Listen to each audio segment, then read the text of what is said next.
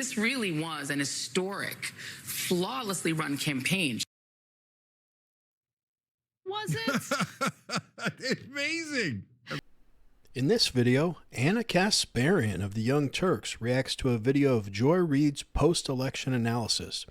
Joy Reid's words are so hilariously bad that both Ana Kasparian and Cenk Uygur laugh out loud. With that, let's watch Ana Kasparian laugh in bewilderment at Joy Reid's brainless comments. I just want to say a word about Kamala Harris, the vice president, because she really put herself out there over the past few months at great risk and peril to herself and her family. She was thrown into the deep end of the pool politically and hit all her marks and then some, and showed up for America. This really was an historic, flawlessly run campaign. Was it? Amazing. Amazing.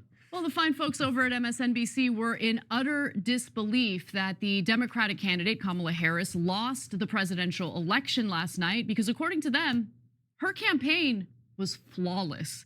Now, here's... when propaganda goes wrong. Now, here is Joy Reid making the case. She's making the case. She's going to bolster the argument that Kamala Harris had a perfect campaign. Let's watch. And I think it's important to say that, anyone who has experienced or been in the United States for any period of time and experienced this country's history and knows it cannot have believed that it would be easy to elect a woman president, let alone a woman of color. Let's just be clear. And nothing that was true yesterday about how flawlessly this campaign was run is not true now. I mean, this really was an historic, flawlessly run campaign. Queen Latifah never endorses anyone. She came out and endorsed. She had every prominent celebrity voice. She had the Taylor. If you like watching videos like these, like and subscribe. We'd really appreciate it. Let's get back to the video. She had the Swifties, she had the Beehive. Like, you could not have run a better campaign in that short period of time. And I think that's still true. Okay, but Cenk, Queen Latifah. Oh my God, she got Queen Latifah? Queen Latifah. Okay, thank God we're going to be in the White House. I wonder who her cabinet's going to be, because she ran a flawless campaign. She said, you couldn't have done it any better. She lost. You don't think you could run a campaign any better than losing? She was... That's amazing. She lost the popular vote. Okay, Jesus Christ, what kind of alternate reality do they live in? Kamala Harris ran on the message of saving democracy as she was campaigning alongside a neoconservative like Liz Cheney, who ran interference, provided cover for the Bush administration, which violated our constitutional rights and suspended habeas corpus. Just something to keep in mind. But she was a perfect candidate, Cenk. Perfect candidate. It's just that she was a black woman. And if you've been having a bad day so far today and this doesn't cheer you up and give you a laugh, I apologize. I've got nothing else for you. This may be one of the funniest single takes ever by Joy Reid. Flawless campaign and Queen Latifah. Oh, and don't forget the Swifties and the Beehive. Hasn't every single American, regardless of political affiliation, come to the conclusion that celebrity endorsements do not matter anymore? There was a time when they held a little bit of weight, but I think with the advent of the internet and the fact that we kind of got to pull back the curtain of the facade of Hollywood, because we used to have this glitz and glamour view of Hollywood. It was this perfectly manicured veneer. And Hollywood, again, before information was so readily available, Hollywood was able to portray the image of the actor, the town, the movie, whatever it was, as whatever they wanted to. These perfect, super intelligent, likable people. And now that the shade's been drawn, we all realize they're just normal people, and all of them definitely aren't bright, and that their opinion counts just about as much as mine or yours. So why is Joy Reid harping on that? Anyway, let's get back to the video. And no country would ever elect a black woman, or the United States, of course, because we're just inherently a racist, terrible country, of course. And we would never elect someone named Barack Hussein Obama, who's also black, except we did twice. So, and he polled at 83% popularity after his first victory.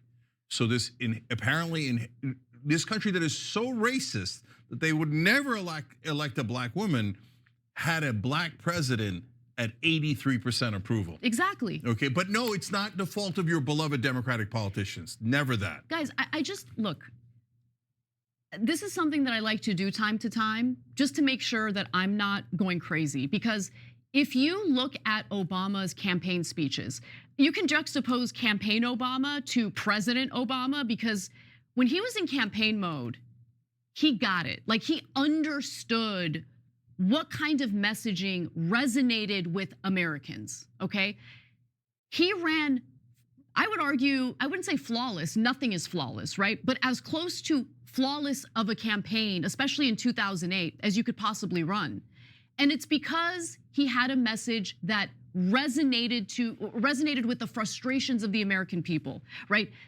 Has anyone ever noticed how, if people on TV or if you yourself are having a discussion about race relations, I'm assuming if you're watching this, you probably agree that they've improved and racism in general is kind of holding on for dear life, but there are powers that be that have interest in keeping it alive. But no matter what you say, if you're speaking to someone that is convinced that the United States is this massively racist country, if you mention, well, we elected a black president and he won overwhelmingly both times that he ran, the response is always, that doesn't mean there's not racism. How can no one acknowledge that that's a pretty darn good sign that Americans, when it comes to presidential elections, are voting for the candidate that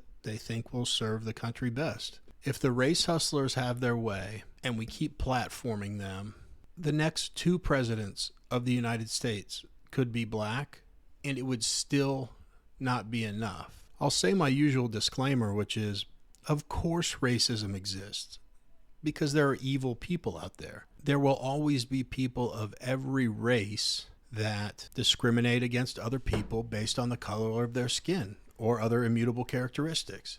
So yes, there are racist people, but as a country, we are far from that collectively.